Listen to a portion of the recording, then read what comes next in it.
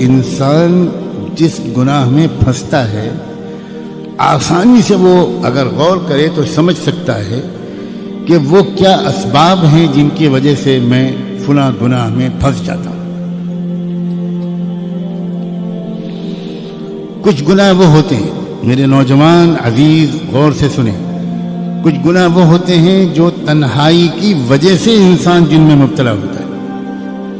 وہ گناہ دوسروں کے سامنے وہ نہیں کر سکتا، وہ تنہائی ہی میں اس کے اوپر ایسا ایک جنون طاری ہوتا ہے کہ وہ ایسے گناہ کر بیٹھتا ہے جس سے اس کی صحت بھی خراب ہوتی ہے، آگے چل کر زندگی میں اس کو بہت شرمندہ ہونا پڑتا ہے، اس کی شادی شدہ زندگی کامیابی سے نہیں گزر سکتی، وہ بیچارہ اپنی بیوی کو سے آنکھ میں آنکھ ملا کے بات نہیں کر سکتا۔ ایسے گناہ انسان سے تنہائی ہی میں ہوتے ہیں اور نوجوانوں سے کثرت سے ہو رہے ہیں اس دور میں۔ ایسے لوگوں کو چاہیے کہ وہ ایک بات تو یہ اپنی زندگی کا وظیفہ بنائیں کہ ایسی تنہائی سے اپنے کو بچائیں۔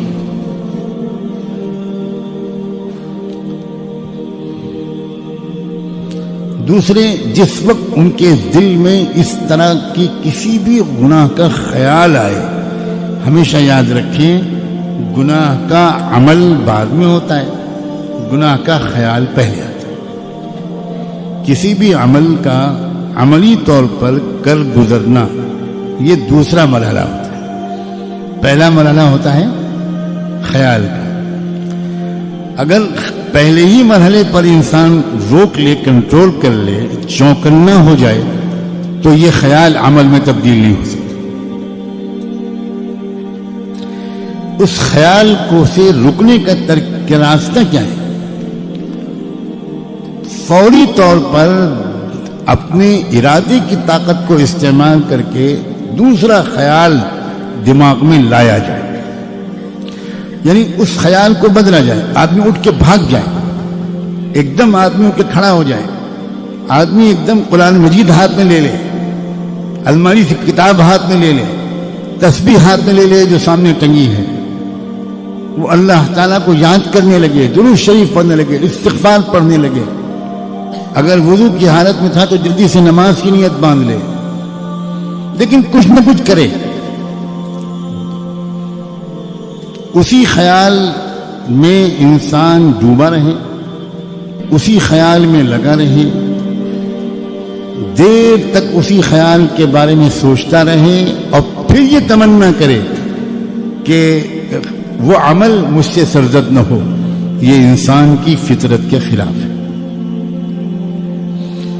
خیال عمل میں اپنے کو تبدیل کروا کر رہتا ہے، اگر آپ نے اس کو تھوڑی مہلت دے دی تو وہ پھر عمل میں تبدیل کروا کر رہتا ہے۔ وہ خیال کو بدلنا چاہیے، کسی بھی ترکیب سے خیال کو بدلنا چاہیے۔ حضرت یوسف علیہ السلام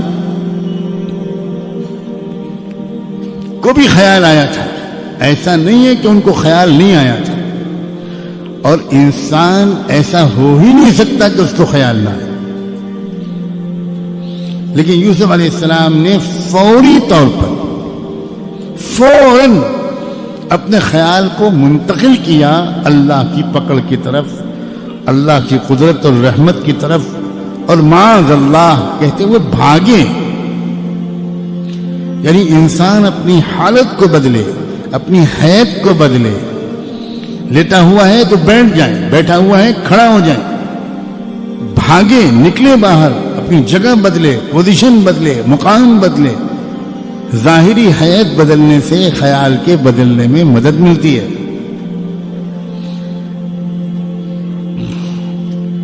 کوئی یہ ساری ترکیبیں نہ کرے تو اس کا مطلب ہے کہ اس کے اندر اس گناہ سے بچنے کا جو ارادہ ہے وہی پورا پکا نہیں ہے، وہی سچا نہیں ہے،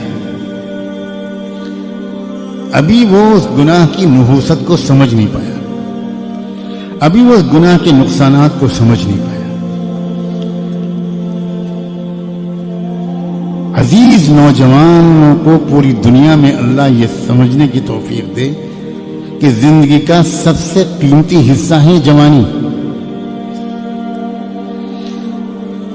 بننا ہوتا ہے جن انسانوں کو وہ جوانی ہی میں بنتے ہیں، بگڑنا ہوتا ہے جن کو وہ جوانی ہی میں بگڑتے ہیں. اگر یہ حصہ زندگی کا، اسی میں وہ صحت ہوتی ہے، اسی میں وہ قوت ہوتی ہے کہ انسان اس میں زیادہ سے زیادہ نیک اعمال کر سکتا ہے. بڑھاپے کی معذوریاں، مجبوریاں یہ تو تبھی معلوم ہوتی ہیں انسان کو جب خود بڑھاپا اس کے اوپر حاوی ہو جاتا ہے. اب اگر اس عمر کے اس منزل کو انسان نے گزار دیا ان گناہوں میں، تو سوائے اس کے کہ اس نے اپنے آپ کو دیمک لگوا لی اور اس نے اپنی صحت کو بھی تباہ کیا، چہرے کا نور بھی ختم ہو گیا، دماغ کی یادداشت بھی ختم ہو گئی، فیصلہ کرنے کی طاقت بھی جاتی رہی، صحیح غلط میں فرق کرنے کی استعداد بھی کمزور پڑ جاتی ہے. تو اپنے نفس کو سمجھائیں اور اس معاملے میں یعنی ترک معاصی کے معاملے میں، گناہوں کے چھوڑنے کے معاملے میں سنجیدہ بنے. یہ جملہ حساس آدمی کے لیے بہت کافی ہے. جو انسان یہ کہتا ہے کہ مجھ سے گناہ چھوٹتے نہیں، شاید اس نے اپنے گناہوں کے چھوڑنے کا سچا ارادہ ہی نہیں کیا.